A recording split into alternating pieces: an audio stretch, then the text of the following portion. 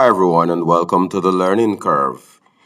In this video, I'll be looking at a very popular topic in the study of economics, primarily micro or managerial economics.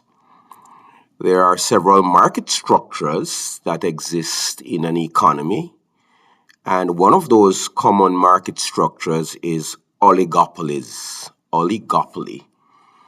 So what we'll be looking at today is the first in my series, a special series on oligopolies and the marginal revenue and demand curve for oligopolies.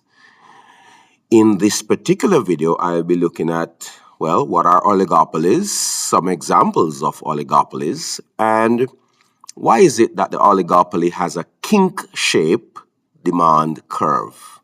So what you see here, this top red line is the demand curve for an oligopoly.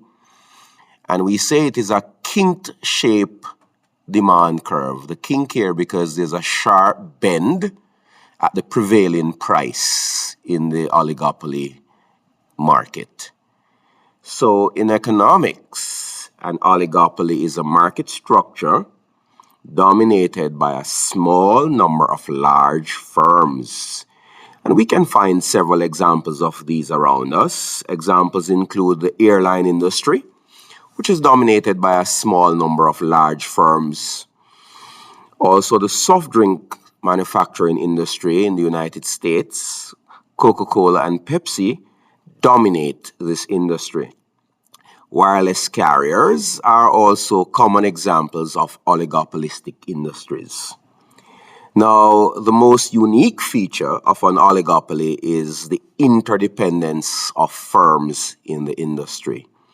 Because there are so few players, the actions of one firm linked to change in prices directly impacts the others, the actions of the other firms in the industry.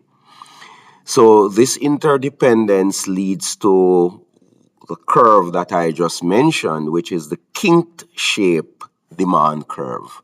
This demand curve right here. This is the kinked shape demand curve for an oligopoly. The reason for this kink shape is the interdependence that exists between firms that exist in an oligopolistic industry. So why is this demand curve, this curve here, why is it kinked in shape? The kink shape demand curve model, which was developed by economist Paul Sweezy, explains why prices in an oligopoly tend to stay rigid or stable. We say practically that prices in an oligopolistic industry are sticky. They tend to remain roughly at the same level for a long period of time. And this is fundamental to understanding the kink shape of the oligopoly industry. The kink occurs at the prevailing price. So this is the kink right here. And the kink always occurs at the prevailing price in the oligopolistic market. It's represented here by P because of how competitors are expected to react to price changes. That's the real core of the reason as to why there's a kink shape. It is because of how competitors are expected to react to price changes. So there are really two parts to this demand curve. There's the upper segment, which is more elastic or flatter than the lower segment, which is less flat, or we could say more vertical. So it is more inelastic or less elastic than the upper section of the curve. So let us talk about why the upper section of the curve is more elastic here, flatter than the lower section of the curve, which is less elastic, or we could say more inelastic.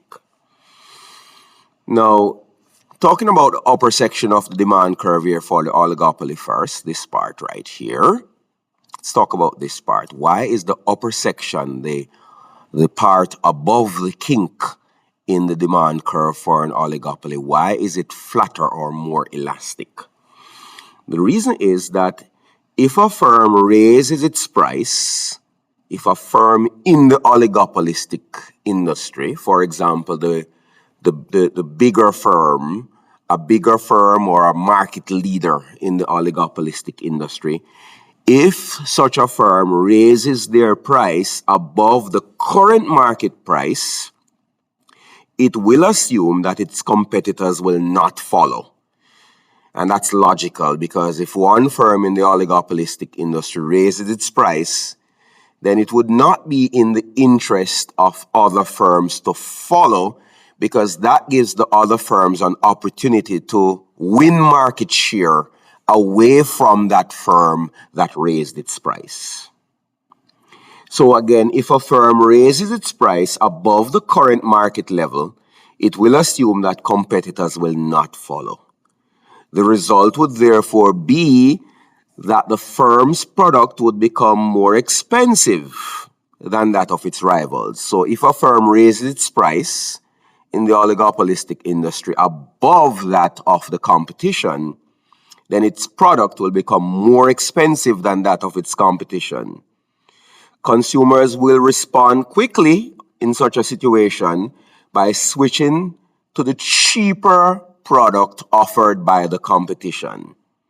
And so because of this significant reaction, this elastic reaction, this flexible reaction from consumers, the upper part of the curve tends to be more elastic. Demand is highly elastic, flatter, as I indicated, indicating that a small price increase will lead to a large drop in total sales for the firm that raised its price. So any firm that raises its price in an oligopolistic industry will suffer from a significant loss of consumers. Consumers will switch towards purchasing the product of the competition. So that significant change in demand will outweigh the percentage change in price. And so that is why we end up with an elastic demand curve above the kink right here.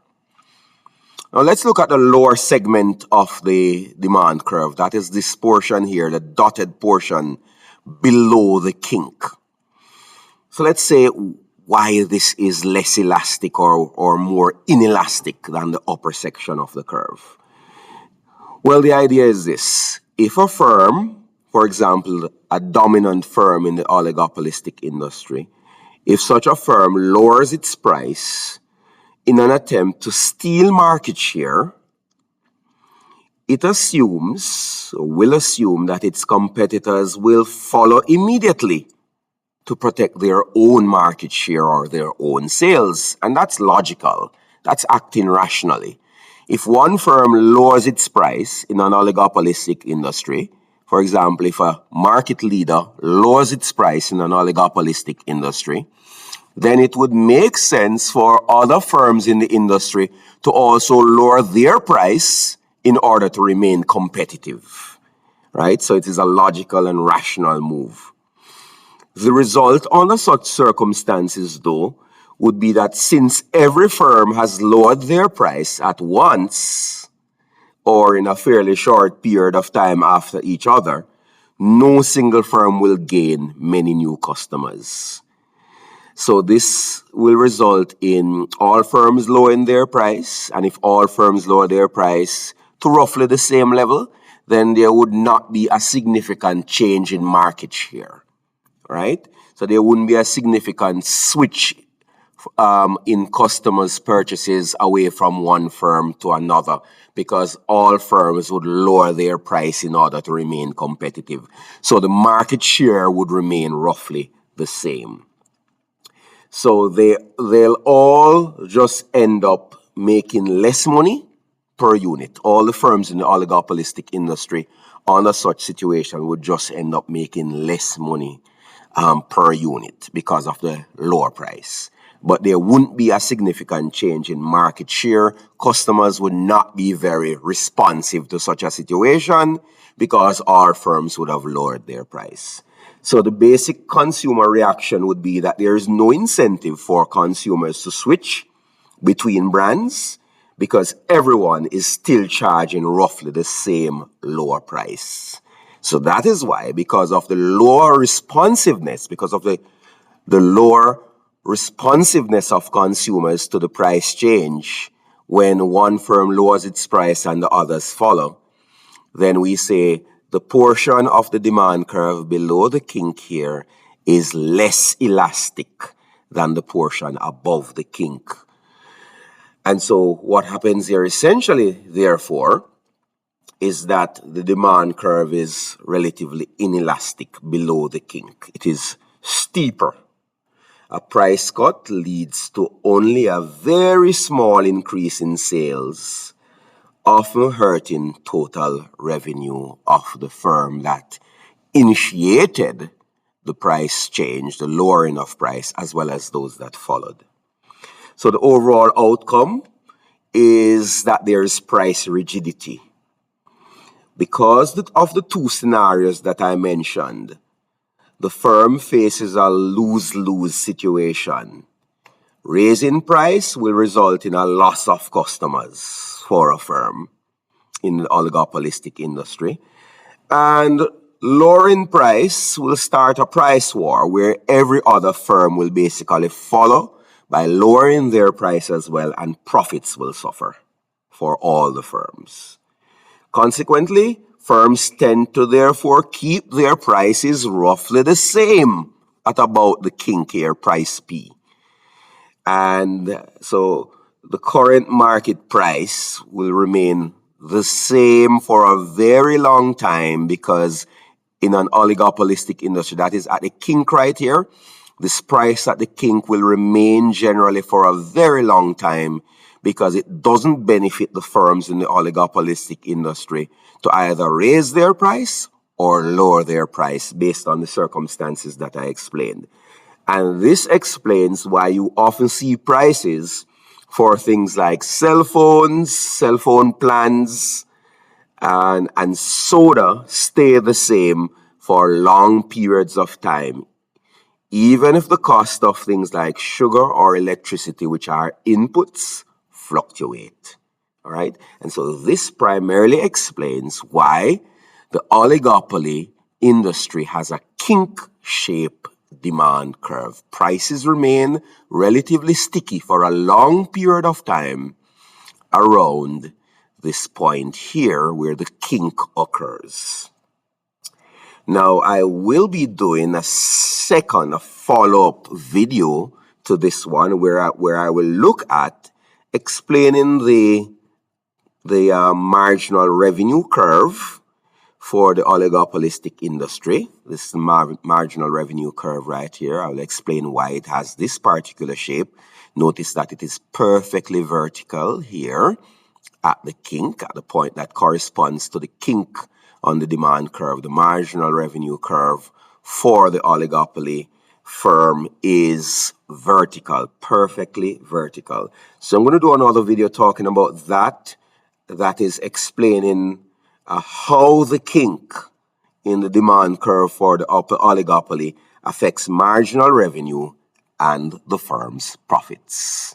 I hope you found this to be very beneficial. If you have any questions or any comments, feel free to go ahead and make them.